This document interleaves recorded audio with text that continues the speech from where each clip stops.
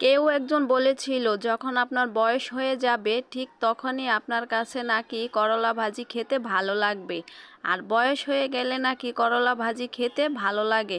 তবে কি আমার বয়স হয়ে গেছে? আমি তো আগে করলা ভাজি একদমই পছন্দ করতাম না, বলতে গেলে মা আমাকে জোর করে খাওয়াতো। যাই হোক, এখন করলা ভাজি আমার কাছে এত ভালো লাগে।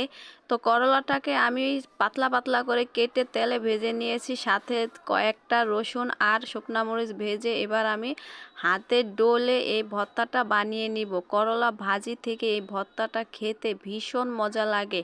তবে মনে হয় আমারও এখন বয়স হয়ে গেছে, এখন করলা ভাজি খেতে আমার কাছে ভীষণ ভালো লাগে। তো পেঁয়াজটা আমি তেলের মধ্যে ভেজে নিয়েছিলাম, এখন আমি সরিষার তেল দিয়ে ভালোভাবে এটাকে মথে ভর্তাটা বানিয়ে নিলাম। কতটা লোভনীয় হয়েছে! আর এই ভর্তাটা দিয়ে এখন এক প্লেট ভাত খেয়ে নিতে পারবো, এত মজা হয়ে থাকে।